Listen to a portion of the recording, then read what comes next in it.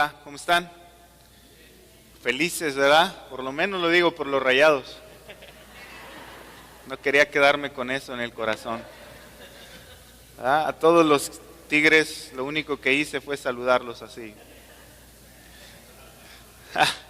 Hermanos, vamos a seguir hoy con la serie que hemos estado predicando de las doctrinas de la gracia. Así que el día de hoy vamos a estar exponiendo la enseñanza de la expiación particular.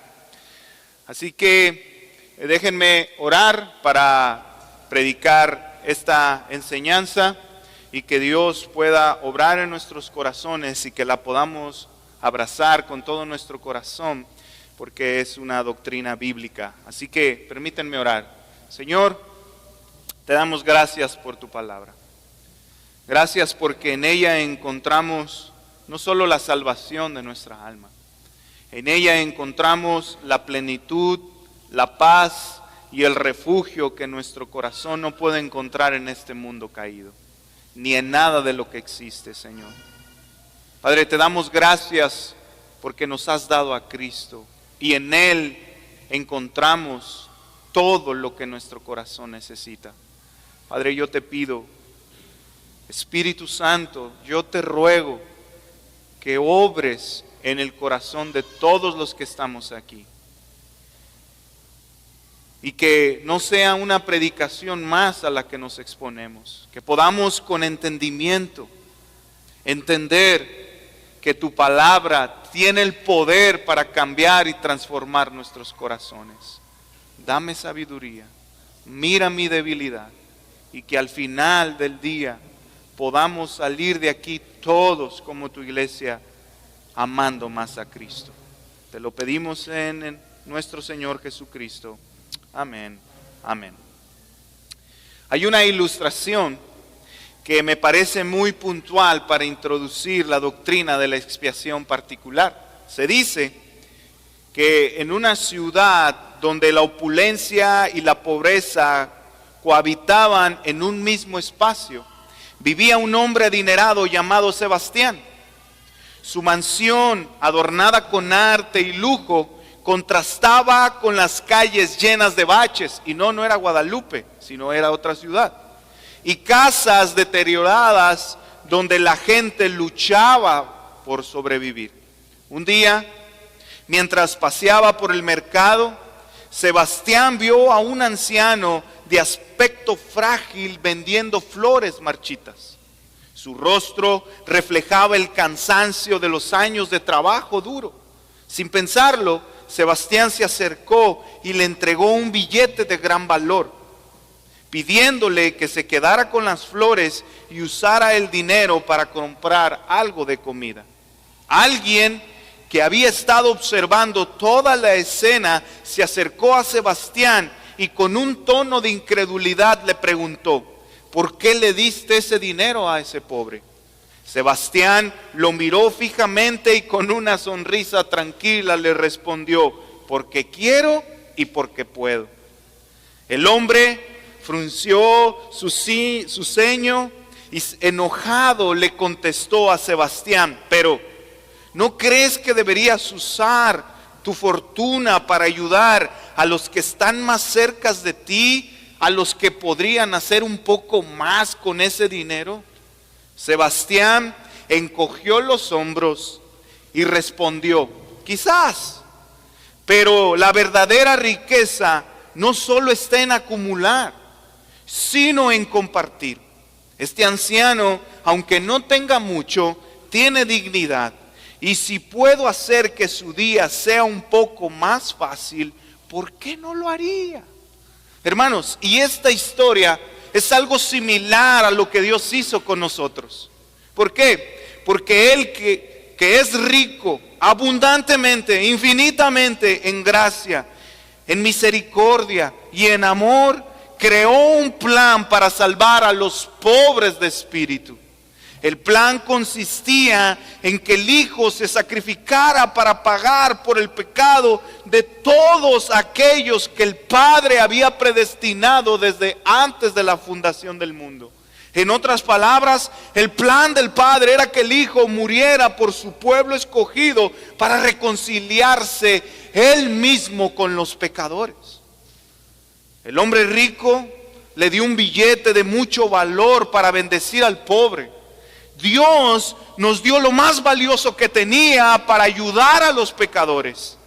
Nos dio a nuestro Señor Jesucristo. Y después de esto sé que surge una pregunta: ¿por qué Dios nos dio a su Hijo? Y la respuesta es la misma que dio el hombre rico: porque pudo y porque quiso. Hermanos, así como el hombre rico decidió ayudar de todos los pobres que existían en ese pueblo a un pobre en específico, de la misma manera Dios decidió salvar de forma particular a un pueblo determinado de este mundo. Eso es lo que enseña la doctrina de la elección particular.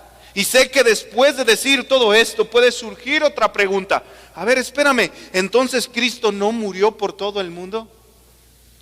Y la respuesta es no. Él murió particularmente por su pueblo escogido. Hermanos, el sacrificio de Cristo es tan valioso que tiene la grandeza, escúchame bien, y el poder para pagar por el pecado de todo el mundo entero. Sin embargo, solo disfrutarán de la salvación los que fueron predestinados desde antes de la fundación del mundo, que confían en que Cristo murió por ellos. Hermanos, y esto es lo mismo que enseña la palabra de Dios. Miren lo que dice Romanos capítulo 9, versículo 13 al 16. Dice: tal como está escrito, a Jacob amé, pero a Esaú aborrecí. ¿Qué diremos entonces? ¿Que hay injusticia en Dios? Dice Pablo: de ningún modo, porque Él dice a Moisés: tendré misericordia del que yo tenga misericordia, y tendré compasión del que yo tenga compasión. Así que no depende del que quiere ni del que corre, sino del que Dios tiene misericordia. Es del que Dios tiene misericordia. Es del que Dios ha llamado desde la fundación del mundo. En este tiempo, escucha el Evangelio y responde con fe a Él. Hermanos, y después de escuchar esto, solo nos queda responder de dos formas. ¿Aceptamos esta enseñanza o la rechazamos? Confiamos en que si estamos hoy aquí en este lugar es porque Cristo nos ha llamado, o endurecemos nuestro corazón. Por eso me gustaría proponerte lo siguiente, y esto es lo que deseo que te lleves en tu corazón el día de hoy. Porque Cristo murió por los pecados de su pueblo, no endurezcas tu corazón, confía en su sacrificio. Confía en su sacrificio, no lo endurezcas, porque Cristo murió por los pecados de su pueblo. Y lo que quiero hacer en mi sermón de hoy es responder dos preguntas que se van a convertir en mis dos puntos. Número uno, la primera pregunta que quiero responder es: ¿qué significa el sacrificio de Cristo y qué implicaciones tiene? Y número dos, ¿qué significa que murió por su pueblo y qué implicaciones tiene? Así que déjenme entrar a mi primer punto de mi sermón, que es mi primer pregunta, que es: ¿qué significa el sacrificio de Cristo y qué implicaciones? Y para comenzar, acompáñenme a Juan capítulo 3. Juan capítulo 3, versículos 14 al 21, que dice de la siguiente manera. Juan capítulo 3, versículo 14 al 21.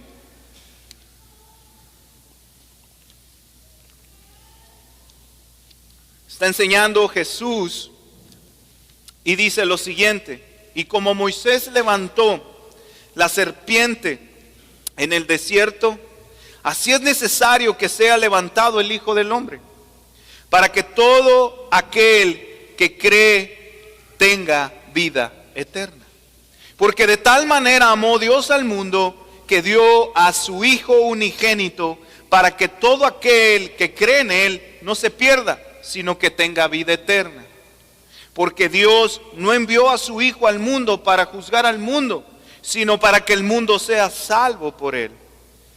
El que cree en Él no es condenado, pero el que no cree ya ha sido condenado, porque no ha creído en el nombre del unigénito de Dios. Versículo 19. Y este es el juicio, que la luz vino al mundo y los hombres amaron más las tinieblas que la luz. Sus acciones eran malas, porque todo el que hace lo malo odia la luz y no viene a la luz para que sus acciones sean expuestas. Pero el que practica la verdad viene a la luz para que sus acciones sean manifestadas que han sido hechas en Dios. Déjenme ponerme en contexto para que entendamos lo que Jesús le está enseñando a Nicodemo en este pasaje. En el contexto del pasaje, Nicodemo va de noche a buscar a Jesús y le hace una declaración que revela la falta de entendimiento de Nicodemo. ¿Por qué? Porque Jesús le dice a Nicodemo, el que no nazca de nuevo no puede salvarse. Nicodemo, sin entender lo que Jesús le dijo, le pregunta, ¿el hombre debe volver al vientre de su madre? Jesús le contesta a Nicodemo, el que no nazca por obra del Espíritu no será salvo. Y no te sorprendas por esto que te digo, Nicodemo, porque así como no sabes de dónde viene el viento, tampoco sabes cuando el Espíritu obra en el corazón de los pecadores para salvarlos. En otras palabras, Jesús le está diciendo a Nicodemo, esta es una obra de Dios y no una obra de los hombres. La salvación solo se puede efectuar cuando el Espíritu de Dios obra en el corazón, no cuando el hombre decide salvarse. Así que en los versículos 14 al 15, Jesús comienza nuestro pasaje diciendo, y de la forma que voy a salvar a los hombres, es de la misma manera cuando Moisés levantó la serpiente de bronce en el desierto, y todo aquel que lo miraba la serpiente, se salvaba. Pues así lo haré yo, dice Jesús. Subiré en una cruz y me haré maldición. Y aquellos que pongan su fe en mí se van a salvar como los que miraban la serpiente que levantó Moisés. Por eso en el versículo 16 Jesús dice esta declaración, porque es tan grande el amor de Dios por el mundo, que dio a su único Hijo para que todo aquel que cree en Él no se pierda, mas tenga vida eterna. Hermanos, y este pasaje se puede interpretar como que el amor de Dios es tan grande que dio a su Hijo para salvar a los 8 millones de personas que existen sobre la faz de la tierra en este momento. Pero interpretar este pasaje de esta forma es no hacerle justicia al texto y por consiguiente es una forma incorrecta de interpretarlo. En primer lugar, porque cuando dice que Dios amó al mundo, nos está enseñando que Dios es amor. Hermanos, y el amor de Dios no se puede medir por la totalidad de las personas que existen y que van a existir. ¿Por qué? Porque eso sería más bien limitar el amor de Dios. Porque Dios en su perfecto ser, en su perfecta eternidad, su amor es eterno porque Él es el ser que creó el amor, Él es amor infinito. Entonces no lo podemos limitar a que su amor solo está limitado para las 8,000 personas que existen. Hermanos, pero también debemos decir que no todos los seres humanos se van a salvar. Así que decir que Dios ama al mundo e interpretarlo como que Jesús murió por todos los del mundo haría ver más bien a un Dios débil y tirano. ¿Por qué? Porque Él mediante la muerte de su Hijo solo abre una puerta de salvación para el mundo, pero después cada persona tiene la responsabilidad de salvarse. En otras palabras, Jesús murió y abrió una puerta, pero el mundo decide, ¿entro o no entro? ¿Entro o no entro? ¿Por qué? Porque es evidente que no todos se van a salvar. Por eso es que cuando se interpreta de esa manera, unos se salvan y otros no. Ahora, interpretar de esta manera el pasaje es como decir que el amor de Dios no es lo suficientemente grande, escúchame bien, para asegurar la salvación de nadie. Sin embargo, en el versículo 8, Jesús ya le dijo a Nicodemo que la salvación es una obra de Dios por medio de su Espíritu. En otras palabras, lo que está enseñándole Jesús a Nicodemo, la salvación es segura, la salvación es efectiva. ¿Por qué? Porque Dios al que llama, obra en su corazón, y al que llama no se puede escapar de él.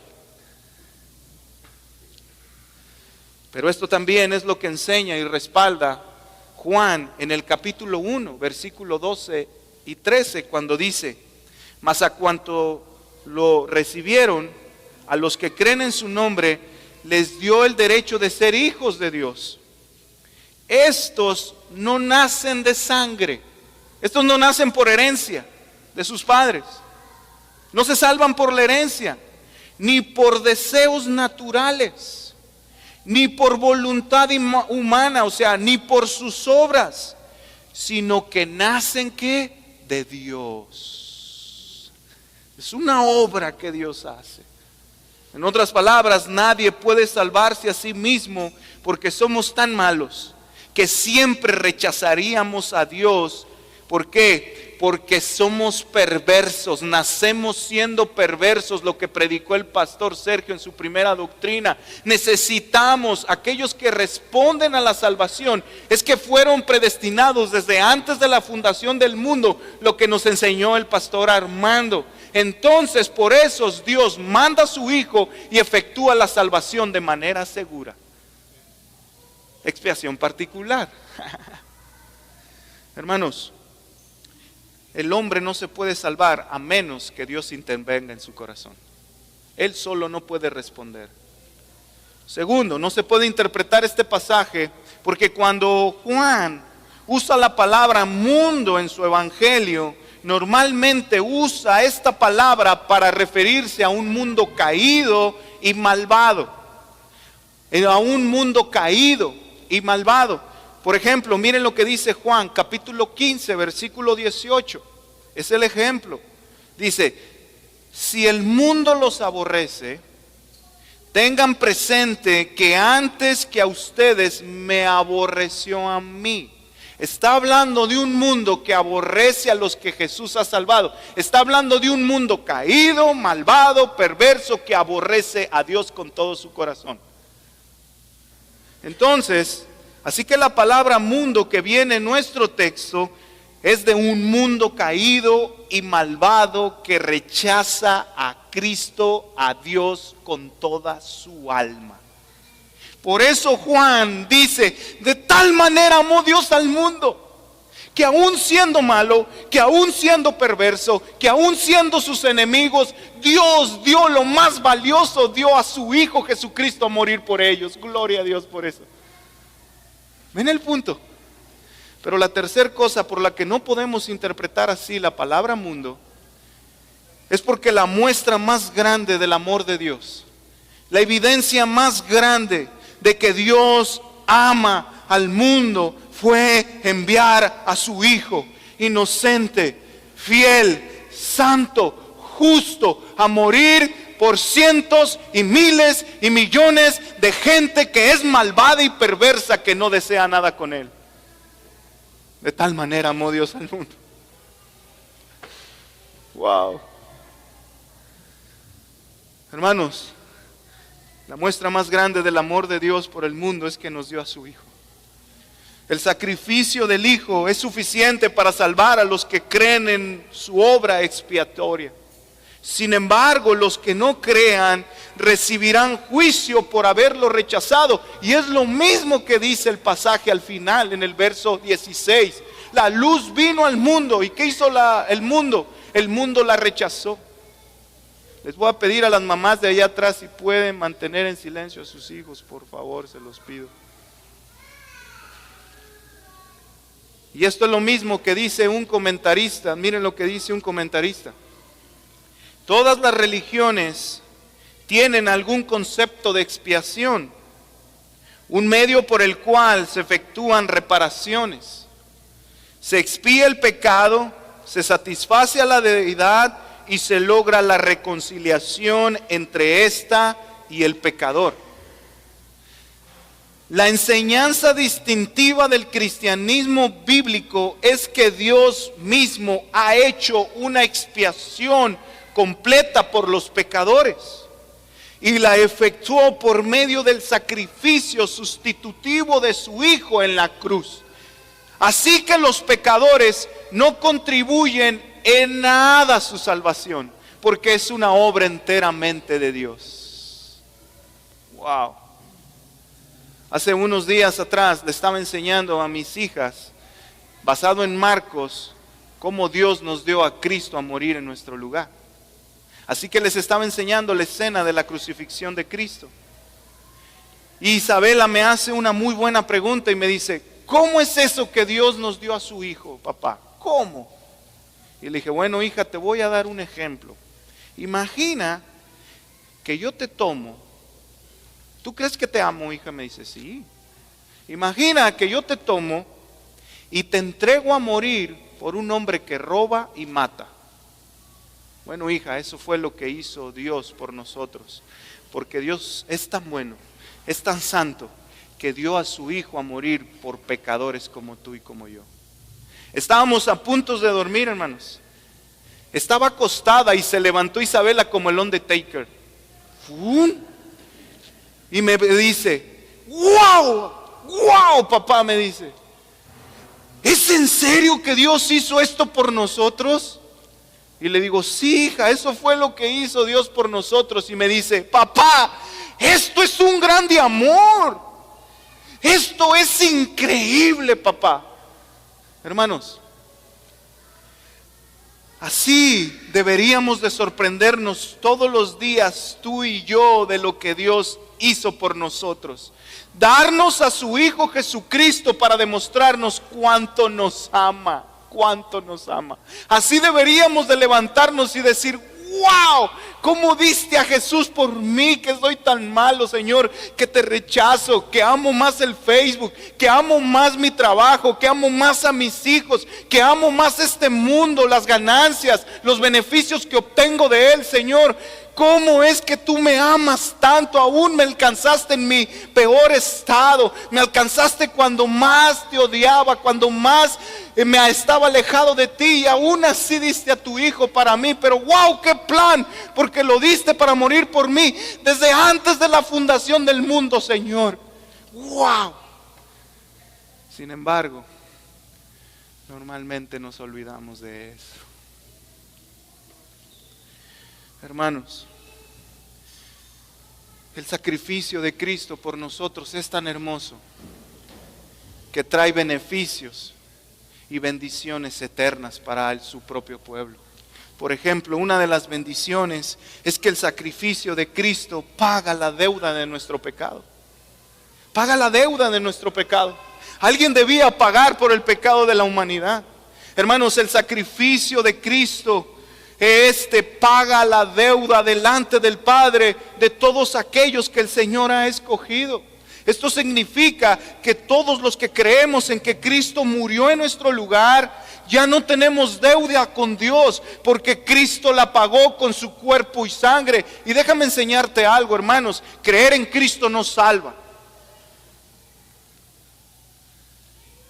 Creer en Cristo no salva. Creer que Cristo murió en tu lugar, eso es lo que te salva. Y eso es lo que paga tu condena. Eso es lo que paga tu deuda delante de Dios. Recordemos que Adán perdió esa unidad con Dios. Cristo la recuperó por ti y por mí. El sacrificio de Cristo paga tu deuda, paga tus pecados presentes, pasados y futuros. Hermano, en Cristo toda la totalidad de tu maldad fue consumida por Él en la cruz. Ese es un gran beneficio. Hermano, tú ya no tienes deuda con Dios si creíste en el sacrificio de Cristo. Ya no le debes nada a Dios. Tu deuda con el Rey cósmico ha sido saldada. Otra bendición que surge del sacrificio de Cristo es que Jesús nos une a Dios y nos hace ser hijos de Dios. Nos une. Hermanos, la muerte de Cristo nos une al Padre. Pasamos de ser enemigos de Dios a ser hijos. Ahora ya no hay quien nos separe de Dios. ¿Por qué? Porque Él nos ama, Él nos cuida, Él nos sustenta, Él nos guía. Hermanos, que Dios se vuelve nuestro Padre y nos cuida y nos sustenta y nos ama como un padre lo hace con su hijo. Un padre lo hace con su hijo, hermanos. Los padres estaríamos dispuestos a dar, escúchame bien, a nuestra vida por nuestros hijos. Pero eso está porque amamos a nuestros hijos. Pero Dios no hizo eso. Dios dio a su hijo que amaba por la eternidad por malvados como nosotros. Wow, wow. Hermanos, ya no somos enemigos de Dios. Ya no estás separado de Dios. Jesús te ha unido. ¿Y sabes quién te va a separar del amor de Dios? Nadie, ni tribulación, ni hambre, ni enfermedad, ni pecado. Una vez que creíste que Cristo murió por ti, no hay nadie, ni Satanás, ni la muerte, ni la vida, ni nada de lo que existe. ¿Sabes por qué? Porque Cristo te unió al Padre de manera eterna. Otra bendición que se deriva del sacrificio de Cristo es que nos libera de la ira y el juicio de Dios. En Cristo, la gracia de Dios nos sustenta y su misericordia nos rodea. Ya no seremos condenados. Ya no recibiremos la ira justa, porque Cristo la cargó en el madero. Porque Cristo fue condenado para que nosotros no fuéramos condenados. Cristo llevó en sus lomos no solo tu pecado, sino que en sus lomos llevó toda la ira de aquellos que Dios había escogido desde antes de la fundación del mundo. Oh, qué gran evangelio. Y esto concuerda con lo que dice Pablo en Romanos capítulo 3, versículo 24 al 26, y dice lo siguiente: todos son justificados gratuitamente por su gracia por medio de la redención que es en Cristo Jesús, a quien Dios exhibió públicamente como propiciación por su sangre a través de la fe, como demostración de su justicia, porque en su tolerancia Dios pasó por alto los pecados cometidos anteriormente para demostrar en este tiempo su justicia, como en la cruz de Cristo, a fin de que Él sea justo y sea el que justifica al que tiene fe en Jesús. Hermano, tú ya no vas a recibir la ira cósmica de Dios. Tú ya no vas a recibir la condenación de Dios. ¿Sabes por qué? Porque Cristo la llevó por ti en el madero. Wow. Otra bendición del sacrificio de Cristo es que nos libera de Satanás. Nos libera de Satanás. Satanás ya no tiene poder sobre mí. Ya no tiene poder sobre ti si creíste en Cristo, en su sacrificio. Ni tampoco puede engañarte de forma eterna, de forma permanente. Él va a intentar engañarte, pero siempre Cristo te va a proteger de sus engaños. Escúchame, ya no somos del maligno y mucho menos seguimos sus designios, sus preceptos, porque ahora soy de Cristo, ahora me entrego a Cristo. El maligno ya no tiene poder sobre nosotros. Él va a intentar, pero nunca lo va a lograr de manera plena y perfecta. Otra bendición que se deriva del sacrificio de Cristo es que nos ayuda a entender de manera perfecta el amor de Dios. Nos ayuda a entender el amor de Dios. ¿Por qué? Porque no hay mayor muestra del amor de Dios más que la cruz del Hijo. Hermano, ¿quieres ver el amor de Dios? Ve a la cruz. Voltea a ver la cruz. ¿Sabes por qué? Porque en la cruz Dios nos está gritando. ¿Y sabes cuál es el problema? Que muchos sabemos de la cruz, pero no todos la miramos fijamente. Y lo que Dios hizo ahí con su Hijo, exhibiéndolo públicamente. Hermanos, recuerden Génesis cuando pecó Adán. La serpiente representa algo maligno, una maldición. Pero en el Nuevo Testamento Pablo nos enseña que Cristo se hizo ¿qué? Maldición. Hermanos, debía de ser una serpiente para salvar al pueblo de Israel. ¿Saben para qué? Para que voltearan a ver la maldición, que eso apuntaba a que Cristo, porque colgado, el que es colgado en un madero, todo es maldito. Pero lo que está diciendo Jesús a Nicodemo es: yo me hice maldición para que tú recibieras bendición. Yo me volví maldito llevando tus pecados para que tus pecados fueran perdonados. Hermano, oh, qué gran glorioso evangelio. Mi hija me dijo: oh, qué gran amor increíble. Hermano, este no es un amor increíble, este es un amor creíble. Creíble. Ahí la cruz nos está mostrando y nos está gritando: ven a mí. Ven a mí. Si tú estás aquí y nunca has creído en Cristo, ven a Cristo. Ven a Cristo. Ven a Cristo. No te vayas sin Él el día de hoy. Hermanos, Cristo como nuestro sustituto en la cruz nos liberó de la muerte, de Satanás, del mundo y de nuestro propio corazón malvado. Y lo hizo por amor. Primeramente por amor a su Padre y segundo por amor a nosotros. Hermanos, el sacrificio de Cristo es tan grande que no solo tiene repercusiones humanas, sino que también tiene repercusiones cósmicas, porque Pablo enseña que la creación gime por la revelación futura. La creación gime de ser liberada del pecado. Hermanos, el evangelio, la cruz de Cristo va a reparar no solamente tu corazón, sino este mundo caído y perverso. Así de grande es el sacrificio de Cristo. Este es el significado y estas son unas implicaciones. Pero sé que después surge una pregunta buena que algunos están haciendo, y es: entonces Cristo no murió por la totalidad de los seres humanos que existen, que han existido y que van a existir. Y la respuesta es no. Cristo murió particularmente por su pueblo. Y esto es lo que enseña mi segundo punto, que es una pregunta, y es: ¿qué significa que Cristo murió por su pueblo y qué implicaciones tienen? Bueno, acompáñenme a Juan 10. Juan capítulo 10, versículo 11. Juan 10.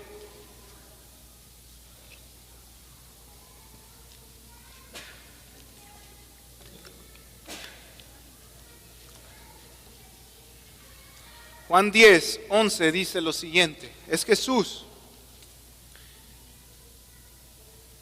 yo soy el buen pastor. El buen pastor da su vida por las ovejas. Versículo 14. Yo soy el buen pastor y conozco mis ovejas y ellas me conocen. Al igual que el Padre me conoce y yo conozco al Padre y doy mi vida por las ovejas, tengo otras ovejas que no son de este redil. A esas también yo debo traerlas, y oirán mi voz y serán un rebaño con un solo pastor. Déjenme poner en contexto para que entendamos lo que Jesús está diciendo aquí. Jesús en el capítulo 9 viene de sanar a un ciego en el día de reposo. Y obvio que los fariseos se molestan por eso, ¿verdad? Entonces Jesús confronta a los fariseos al decirles que ellos van a ser condenados porque ellos creen en Dios y en sus promesas. Y por consiguiente, si creían en su palabra, debían creer en el Mesías prometido, ¿verdad?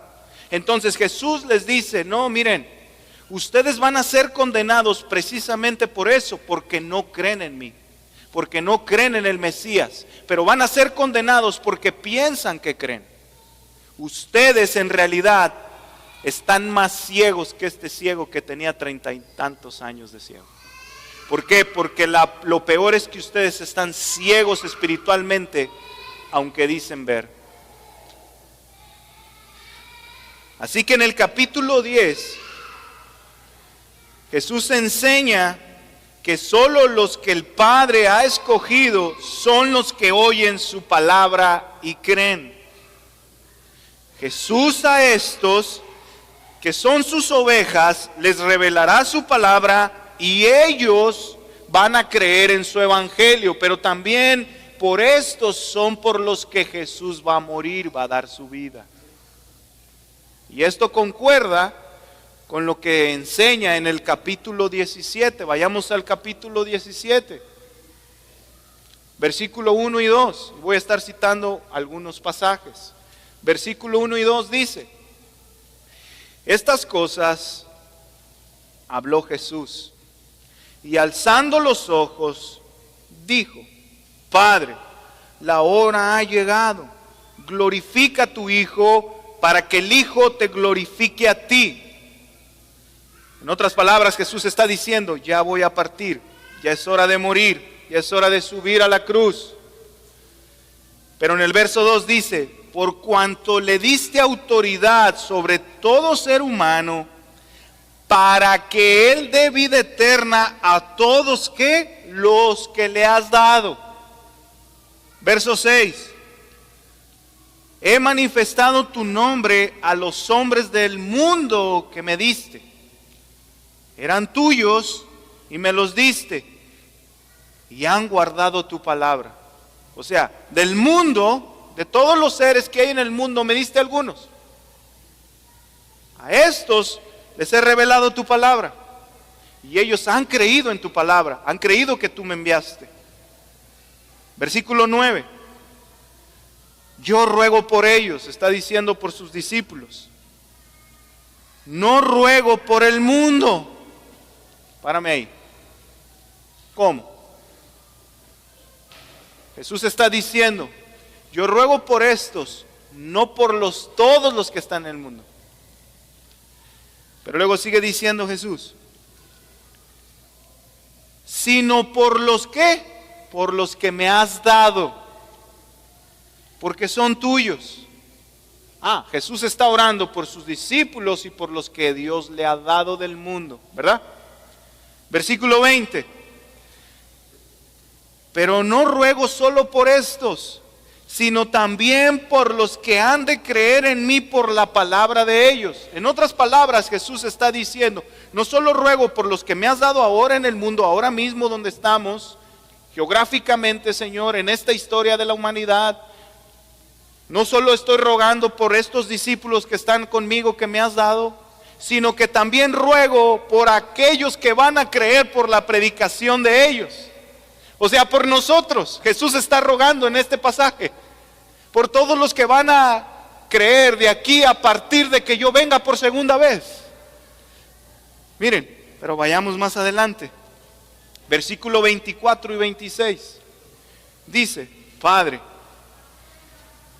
quiero que los que me has dado estén también conmigo donde yo estoy. Aquí ya no solamente son sus discípulos, sino quienes son todos los que van a creer en Él.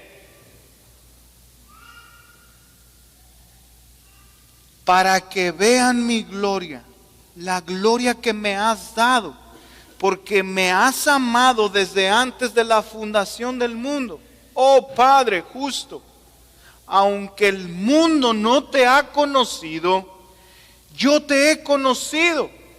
Y estos han conocido que tú me enviaste. Yo les he dado a conocer tu nombre y lo daré a conocer, para que el amor con que me amaste esté en ellos y yo en ellos. Está claro que Jesús vino y entregó su vida no por el mundo, sino por los del mundo que Dios le ha dado. Hermanos, de este mundo malvado está diciendo Jesús: yo he escogido un pueblo específico para salvarlo. Y la manera en que Dios ejecuta su plan es mandando a su Hijo a morir por ellos en una cruz. O sea, Jesús muere para salvar particularmente al pueblo escogido que Dios había predestinado desde antes de la fundación del mundo. Y en este capítulo Jesús ora por su pueblo, ora por sus discípulos y ora por todos aquellos que llegarán a creer por la predicación de ellos. Jesús ora al Padre para que las ovejas que le ha dado del mundo estén con Él también en su reino eterno.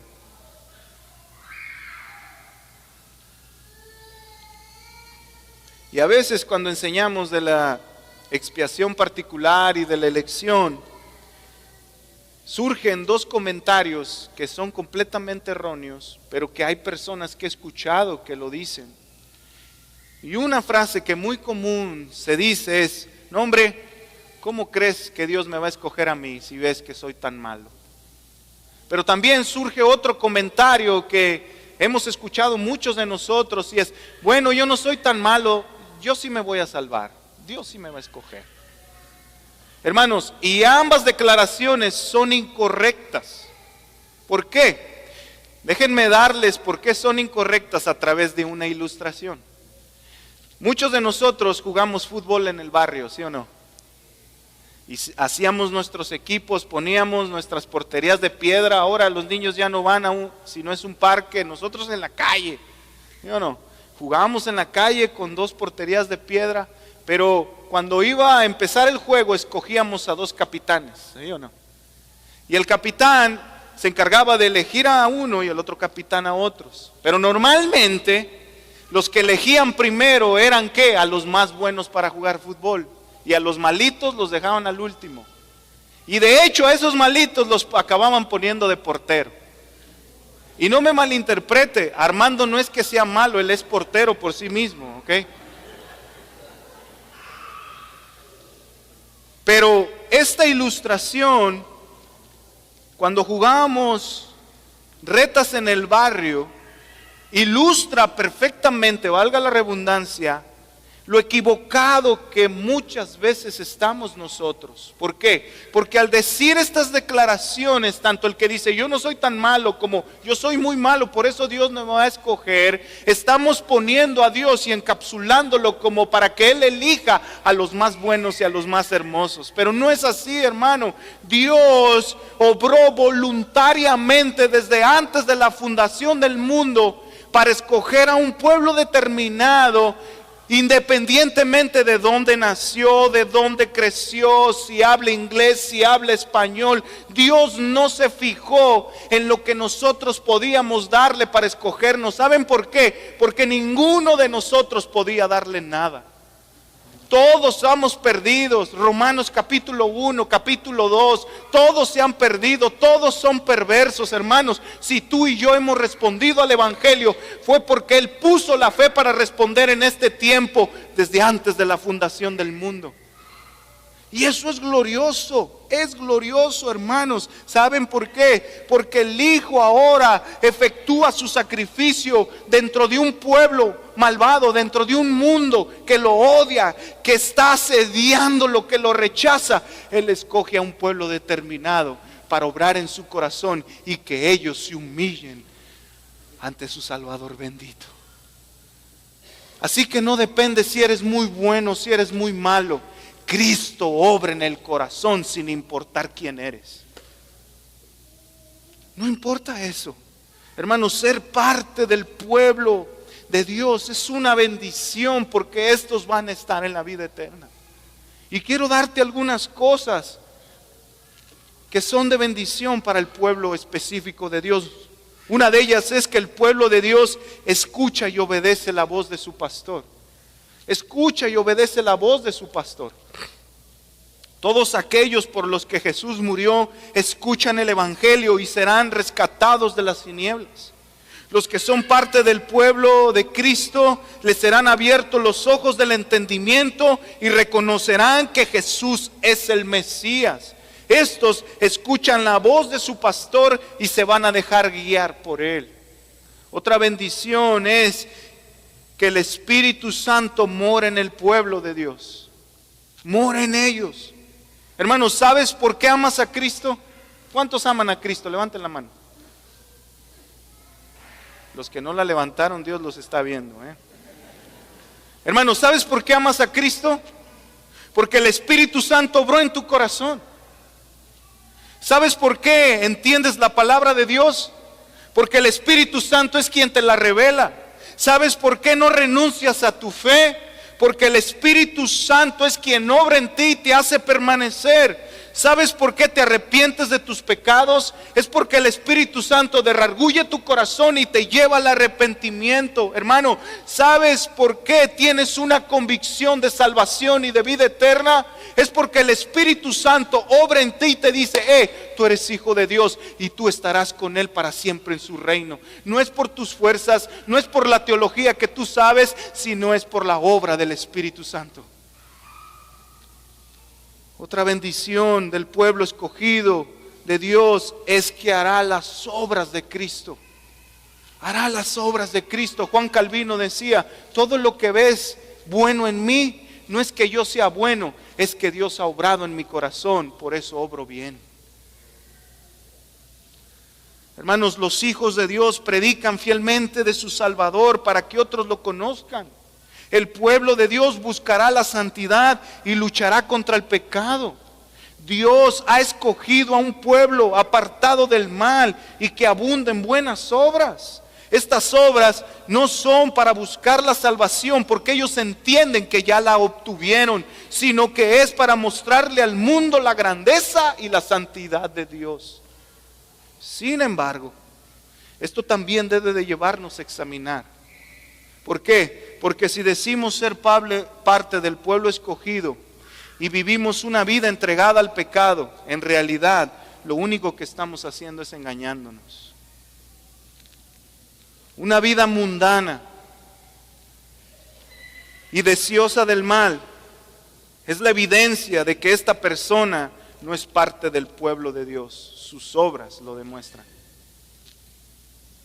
Ustedes hacen las obras ¿de quién? De su padre el diablo. Hermanos, nosotros podemos abrazar esta doctrina con todo nuestro corazón, pero si nuestras obras no son conforme a esta doctrina, solo hemos abrazado la teología, pero hemos rechazado el evangelio.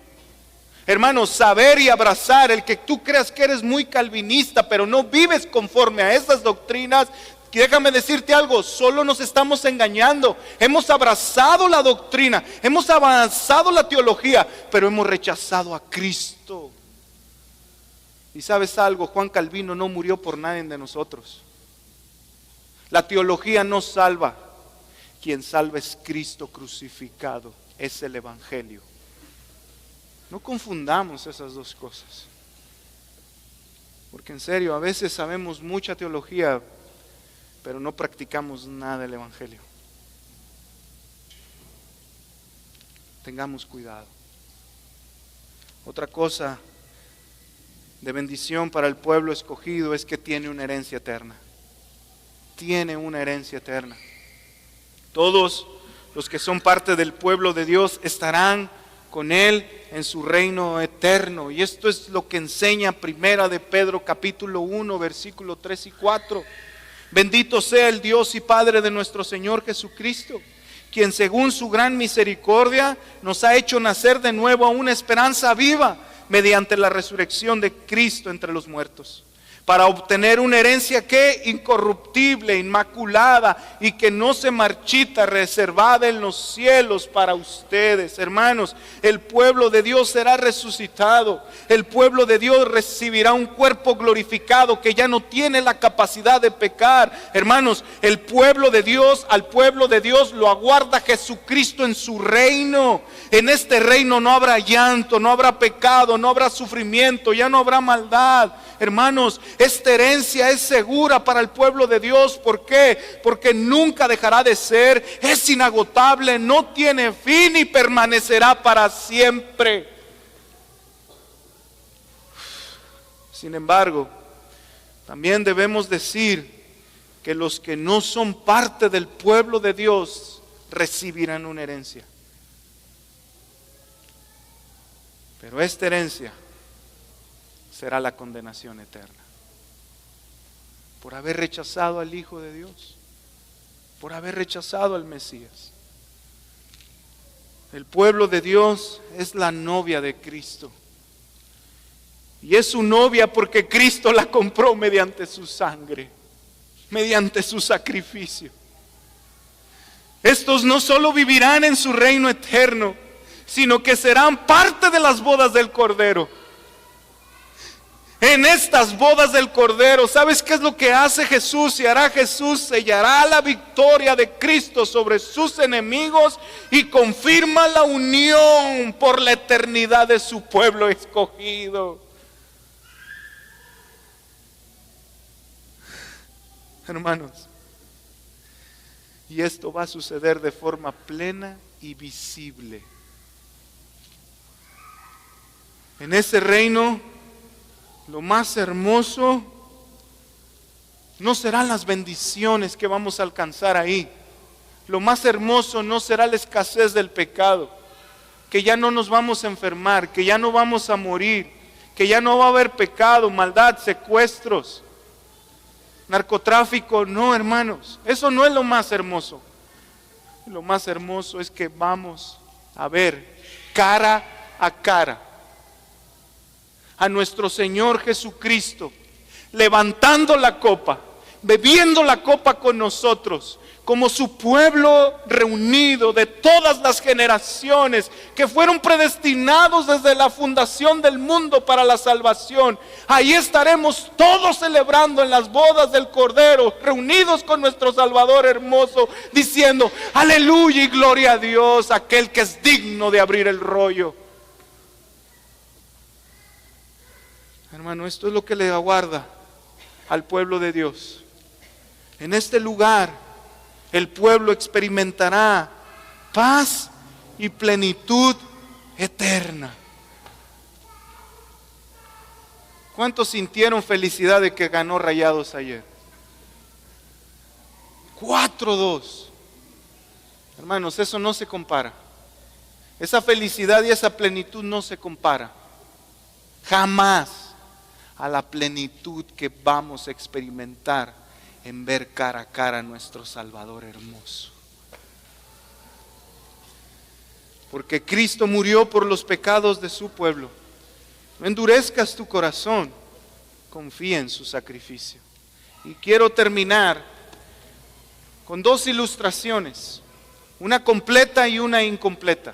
¿Por qué? Porque muchas veces la doctrina de la expiación particular se enseña tan superficial que no se alcanza a entender toda la obra que Cristo hace. Pero también muchas veces el Evangelio se enseña solo como un pastor, que no alcanzamos a ver toda la hermosura.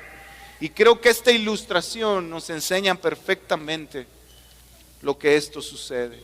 Así que déjame darte primero la ilustración incompleta. Imagínate que estás preso por un crimen que cometiste y eres culpable. Mataste a alguien, robaste, no sé. Y un abogado viene a la estación de policía y te saca porque pagó tu fianza. Tú subes al carro y te vas a tu casa. A veces, dice este hombre, a veces así se presenta el Evangelio. Eres un pecador, Cristo vino y pagó por tu deuda. Y ahora entonces te vas al cielo. Dice este hombre. Por otro lado, ahora considera esta otra escena. Imagina que eres este mismo preso, que cometiste un crimen y un abogado viene a la estación de policía, te visita y te muestra que te ha estado buscando desde antes que hayas nacido. Eso es lo primero que te sorprende, que te estaba buscando aún desde antes de la fundación del mundo. Pero no se queda ahí solamente. Te abraza, te llama por tu nombre, entra a la celda contigo. Él no ha hecho nada, él es inocente, pero está contigo. Paga la fianza también, pero él no vino solo a sacarte. Este abogado compra la estación de policía, trae demoledoras y destruye el edificio completo por el simple hecho de estar construido ahí. ¿Por qué? Porque te recuerda tu terrible pasado y tu culpabilidad. por el crimen que cometiste. Este abogado te muestra los planos de lo que originalmente tenía que estar construido ahí. No fue un plan hecho al momento, es un plan que se hizo desde siempre. Estos planos representan el plan original. En lugar de una estación de policía con celdas para los criminales, y tú eres uno de ellos, ahora construye un palacio. Es el lugar perfecto. Donde antes había hambre, ahora hay alimento. Donde antes había dolor, ahora hay gozo. Donde antes había carceleros, ahora hay un rey. Donde antes había corrupción e inmortalidad, ahora hay incorrupción e inmortalidad. Y la mejor parte de todo y lo extraordinario es que este abogado quiere que estés ahí. La mejor parte es que este abogado no te quiere dejar ir de ahí. Quiere que permanezcas con él ahí para toda la vida. Hermano, eso es lo que hizo Cristo por ti y por mí.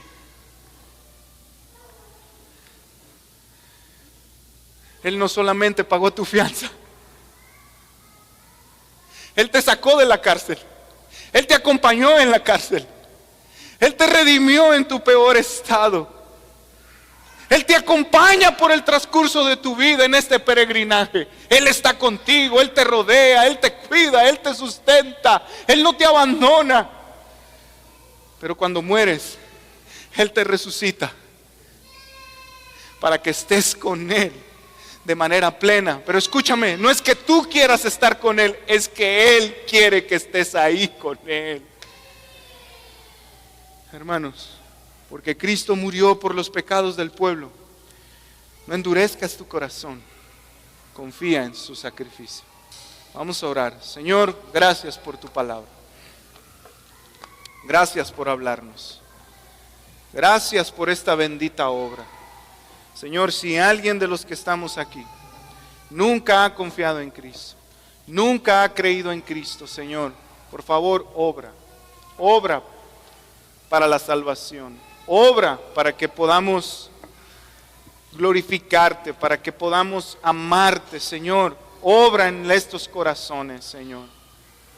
Señor, te doy gracias por lo que has hecho, pero también, Señor, te doy gracias porque en medio de tanta incertidumbre, tú nos confirmas que Cristo murió por nuestros pecados, Padre. Gracias te doy. Gracias te doy, Señor. En el nombre de Jesús. Amén. Amén. Hermanos, podemos ponernos de pie para responder al Evangelio.